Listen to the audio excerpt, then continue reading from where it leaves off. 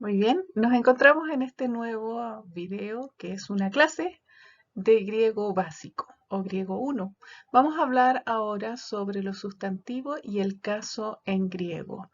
La clase anterior habíamos visto un resumen bien resumido sobre el castellano y ahora vamos a hablar sobre los sustantivos y el caso en griego. ¿Qué es el concepto de caso? El caso es tal vez uno de los conceptos más difíciles de poder entender para nosotros que hablamos el castellano. El sustantivo en griego koiné tiene tres, y también esto ocurre para el griego clásico, tiene tres componentes morfológicos: el género, el número, que es lo mismo que el castellano, y también tiene el caso, que es algo nuevo para nosotros. Entonces, con respecto al número, el griego va a tener al igual que el castellano, número singular o plural. Entonces, por ejemplo, aquí está la palabra o antropos, el hombre, geadelfe, la hermana, paidión, el niño. Ya, entonces estos son singulares. Ahora vamos a ver los plurales. Hoi, antropoi, los hombres, jai, adelfai, las hermanas, y ta, paidia, los niños. Y eso van a estar en plural. Se dan cuenta que cambia la terminación, y esta terminación entre una de las cosas que marca es el que sean singulares y este que sea plural. Vamos a hablar del género. Cuando hablamos de género se produce una confusión, porque tal vez podríamos pensar que el género gramatical es lo mismo que el género sexual, pero no es lo mismo, estamos hablando de cosas distintas. En griego hay tres géneros: masculino, femenino y neutro. Nosotros en castellano tenemos solamente el masculino y el femenino, y tal vez se está introduciendo poco a poco el género neutro con el todes. ¿Ya? No vamos a hablar de eso, solamente es como un poco para ejemplificar. Algo así como neutro, que tal vez con los años, si es que eso persiste, el castellano va a cambiar. ¿Ya? Entonces el género gramatical no es equivalente al género sexual. Cada palabra obtiene su género gramatical por regla arbitraria. Entonces nosotros no podemos decir que, por ejemplo, la mesa tiene género femenino. Gramaticalmente uno la escribe como femenino, ¿verdad? Pero no tenemos nada en una mesa que insinúe que ella sea femenina. La puerta también es femenina, pero no vemos nada en ella que diga, ah, sí, le voy a poner género femenino porque esto me hace ver. Nada, nada. El género es arbitrario. Tal vez podemos decir en castellano que las palabras que terminan con A, entonces son femeninas; las que terminan con O, entonces son masculinas. Puede ser también una denominación, aunque hay sus excepciones. Pero bueno, se dice que es arbitrario. Ahora, otra cosa importante también, y como es arbitrario, que porque en castellano una palabra tenga género masculino o femenino, en el griego después va a tener el mismo género. Como el género es arbitrario, entonces si tiene género femenino en un idioma y en el otro tiene género masculino, no hay nada que hacer, es así, ¿ya? Y por ejemplo, aquí yo ilustro con oikos. Oikos es casa en griego y en masculino, pero cuando nosotros decimos casa en castellano es femenino.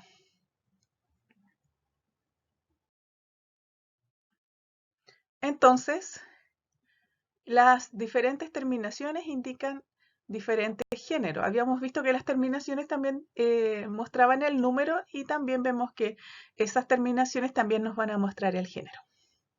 En este caso, adelfe es femenino, antropos es masculino y paidión es neutro.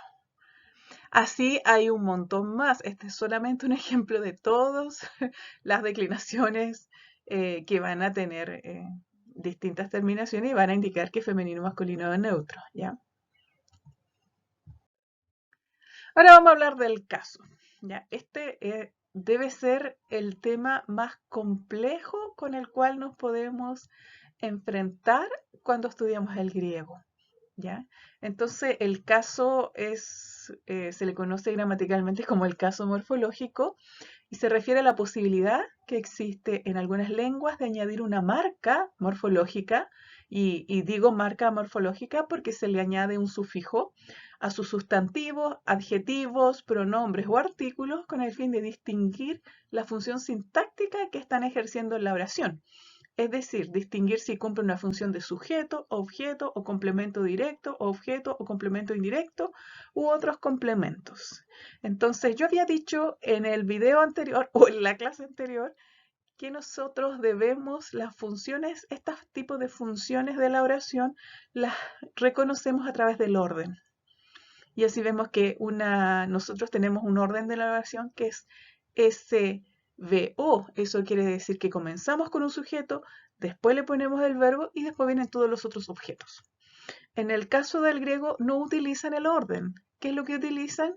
Marcas morfológicas que van a indicar que una palabra es el sujeto, que la otra palabra es el objeto directo o que la otra palabra es el objeto indirecto y así otros, ¿ya? ¿Qué funciones se cumplen estas marcas? En el caso del griego tienen 5 casos o 5 funciones sintácticas con las que marcan sus sustantivos, adjetivos, pronombres y artículos. Y quise poner todo ahí para no poner solamente sustantivos, los adjetivos también tienen caso, los pronombres y los artículos, ¿ya?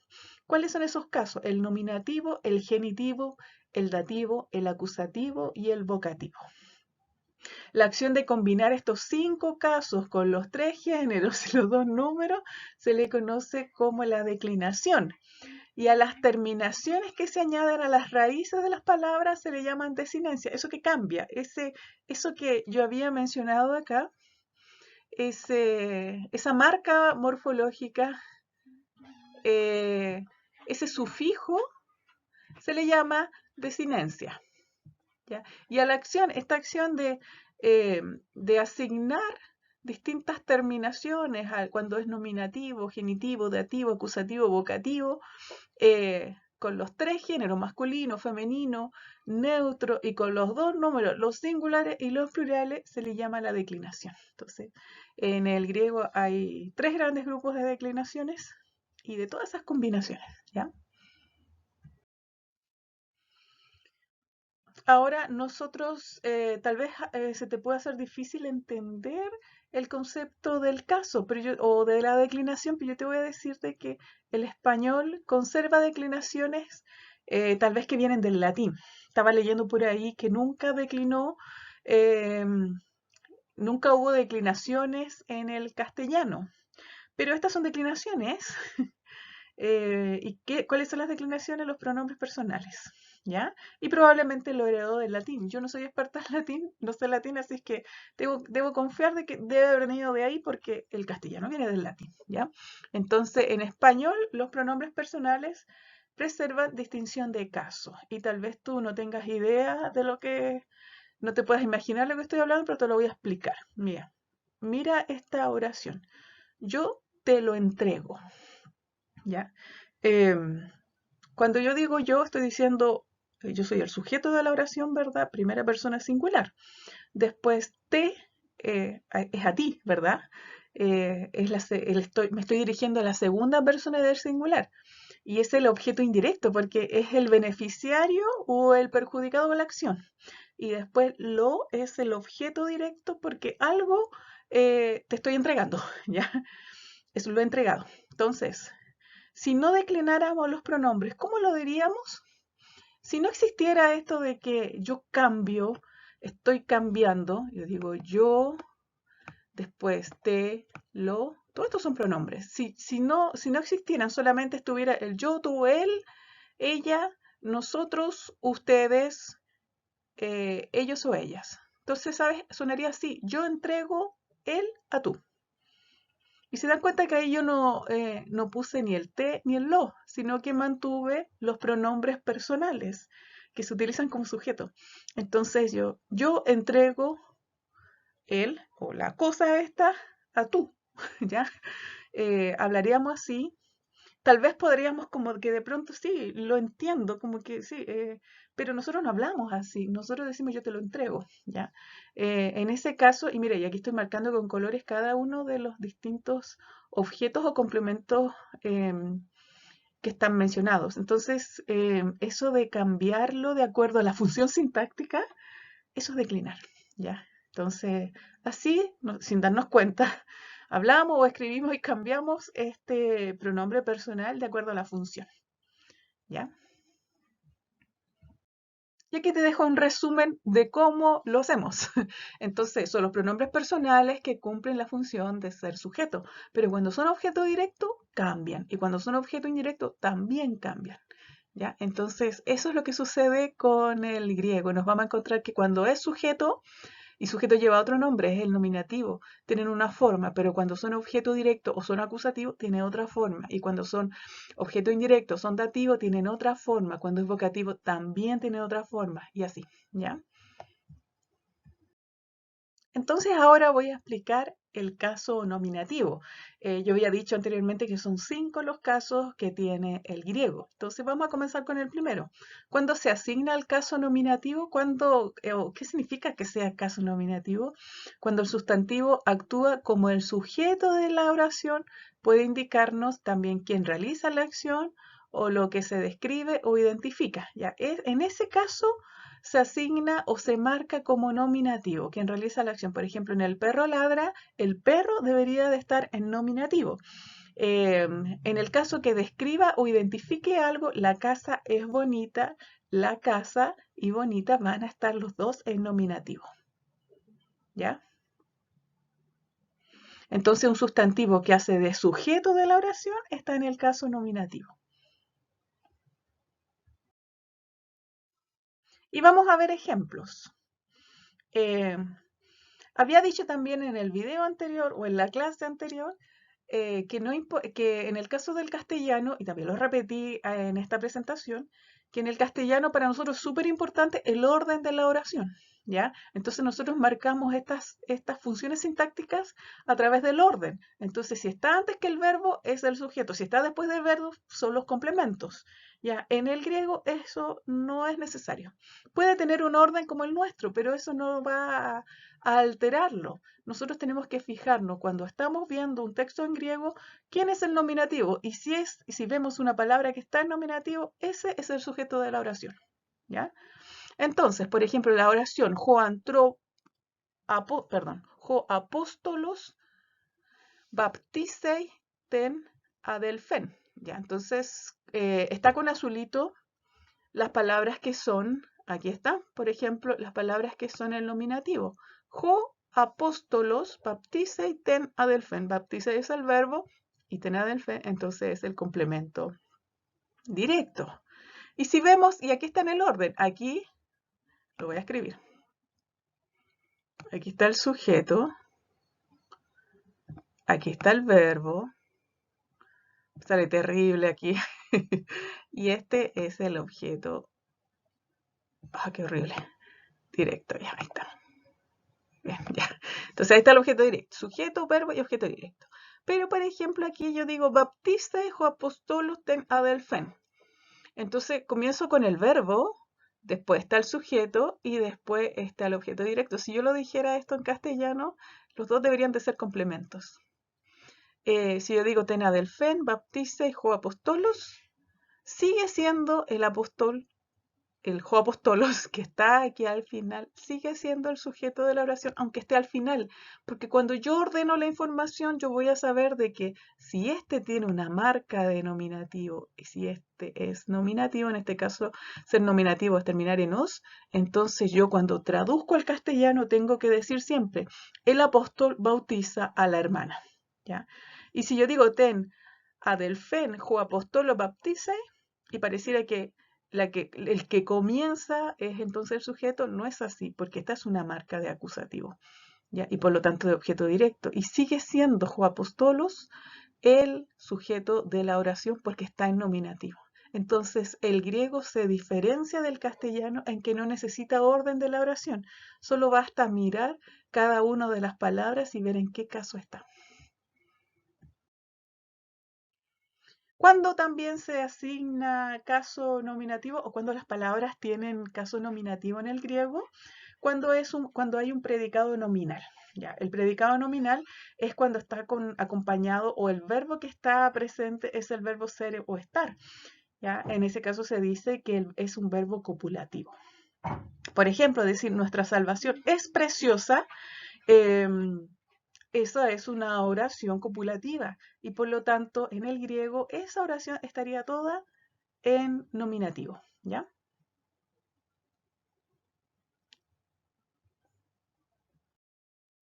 Ahora vamos a ver el caso acusativo.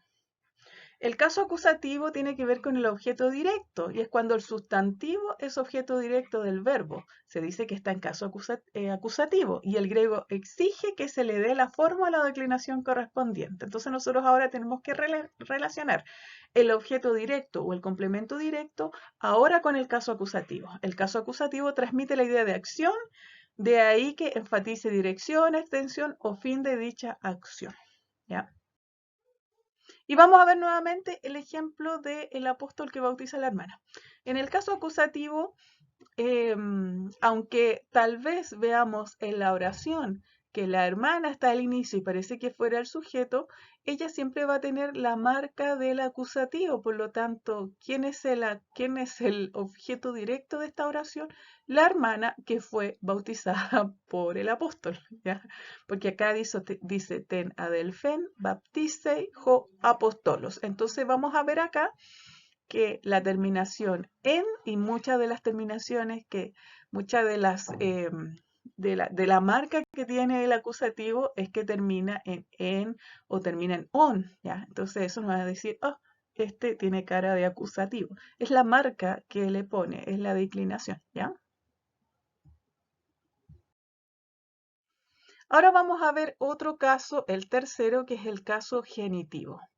Es el caso de definición, de descripción o de identificación y por lo general limita a un sustantivo. Nosotros no podemos relacionarlos como habíamos visto con el caso, con el objeto directo y tampoco con el objeto indirecto. El genitivo es más bien un complemento circunstancial o un complemento del nombre si tuviéramos que hablar en castellano. Nuestro símil con nuestro castellano. Posee una naturaleza adjetiva y una fuerza calificativa. Es más enfática que el adjetivo. Por lo tanto, el principal uso de este caso es describir. Un sustantivo puede usarse para describir en términos de posesión, indica a quién le pertenece algo, o para describir la composición material de algo. Por ejemplo, ho oikos tu anthropu, la casa del hombre. Entonces, el decir del hombre,